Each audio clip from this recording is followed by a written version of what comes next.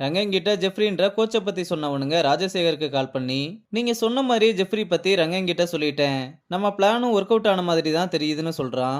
ராஜசேகர் இதை கேட்டு ரொம்ப சந்தோஷமா கைப்புள்ள கிட்ட ரங்கன்ட்ட என்ன பில்டப் கொடுத்தோமோ அதே மாதிரி எம்என்சியை பத்தி ஜெஃப்ரி கிட்ட பில்டப் பண்ணுங்கன்னு சொல்றான். அங்க கட் பண்ணா தியோவோட அப்பா கொஞ்சம் திங்ஸ் எல்லாம் எடுக்கணும் ஹெல்ப்புக்கு வான்னு போய் சொல்லி தனியா கூப்பிட்டு வந்து, உனக்கும் மாத்த எனக்கும் நடுவுல என்ன நடக்குது? கேப்டன் கேப்டன் ரொமான்ஸ்னு சொன்ன என்ன டேட்டிங் பண்றீங்களா? டேட்டிங்கா இல்ல ஃபிங்கா இல்ல சுச்சுவேஷன்ஷிப்பான்னு ரெண்டு பேரும் மாறி மாறி கேட்டதும், பெத்த பிள்ளை கிட்ட யாராவது சுச்சுவேஷன்ஷிப்பான்னு கேட்பாங்களான்னு, சரி நானே சொல்றேன், இதை சிம்பிளா சொல்லணும்னா லவ் தான். மாத்தையன் ரொம்ப நல்ல பையன், நீங்களே பாத்தீங்கல்லன்னு சொன்னா, அதுக்கு இப்ப என்ன பண்ண சொல்றேன்னு ரெண்டு பேருமே அப்செட் ஆகுறாங்க.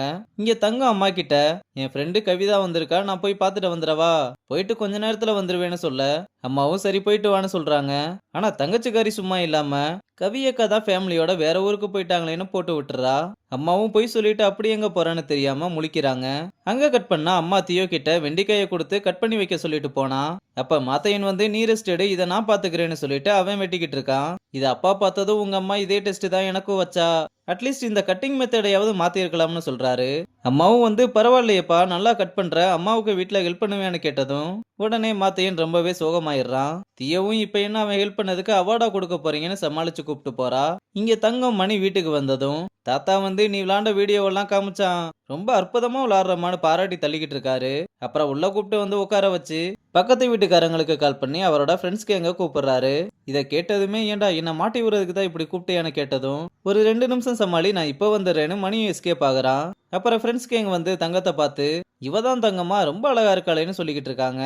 இந்த பக்கம் தியோவும் மாத்தையனும் டிவி பார்த்துக்கிட்டு இருக்க, அப்பா டிவி ஆஃப் பண்ணிட்டு இப்ப ஜாலியா இருக்கதெல்லாம் ஓகே தான், காலேஜ் முடிச்சிட்டு என்ன பிளான் வச்சிருக்கீங்கன்னு கேக்குறாரு. அதுக்கு மாத்தையனும் தியோவால டொமஸ்டிக் எப்படியும் கன்சிஸ்டன்ஸா விளையாட முடியும், ஸ்டேட் லெவல்லயும் ஆடக்கூடிய கெப்பாசிட்டி அவளுக்கு இருக்கு, கோச்சிங் சர்டிபிகேஷனை எடுத்துக்கிட்டா ஃபியூச்சர்ல அவளே ஒரு அகாடமியை பில்ட் பண்றதுக்கு ரொம்ப ஹெல்ப்ஃபுல்லா இருக்கும்னு சொல்றான்.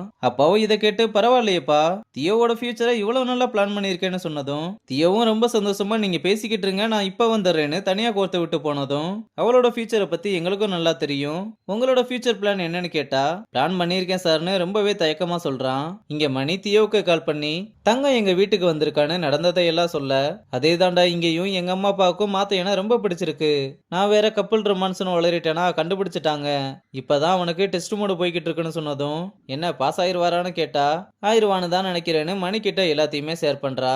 அப்புறம் அப்பா தியோவோட சின்ன வயசு போட்டோவை எல்லாம் காமிச்சுக்கிட்டு இருக்கும்போது ஒரு போட்டோல மூக்குக்கு கீழே கயிறு மாதிரி இருக்கத பார்த்து, அங்கிள் அது என்ன சூலேஸான்னு கேட்டா, சூலேஸ் எல்லாம் இல்லப்பா பாவாடை நாடாவை கட்டி வச்சிருக்கா, அவ அப்பவே அவ்வளவு சேட்டை பண்ணுவான்னு கம்ப்ளைண்ட் பண்ணிக்கிட்டு இருக்காங்க.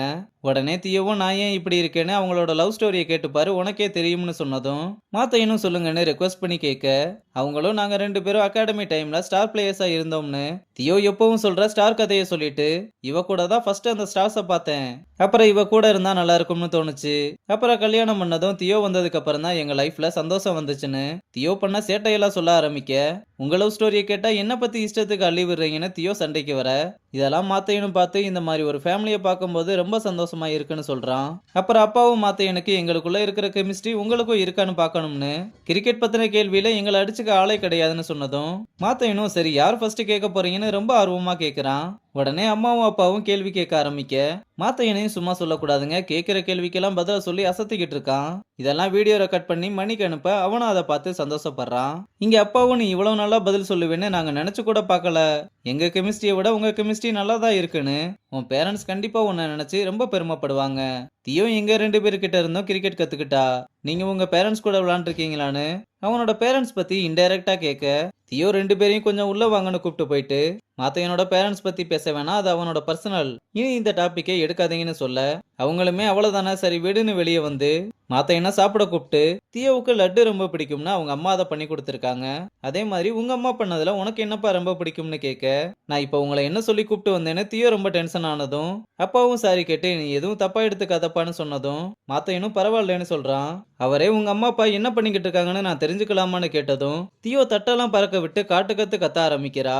உடனே மாத்தையனும் எனக்காக உங்க அம்மா அப்பா கூட நீ சண்டை போட வேணாம்னு சொல்லிட்டு கடைசியில எல்லாமே பேக்ரவுண்ட் தானேன்னு அவனோட ஃபேமிலியை பத்தி சொல்ல வர தியோ வேணாம்னு தடுக்கிறா. ஆனா மாத்தையன் பரவாயில்லேன்னு எங்க அப்பா ஜெயில இருக்காரு, எங்க அம்மா ஒரு குடிகாரின்னு சொன்னதும் தியோவோட பேரண்ட்ஸும் இதை கேட்டு ரொம்பவே ஷாக் ஆகுறதோட இந்த எபிசோட முடிச்சிருக்காங்க.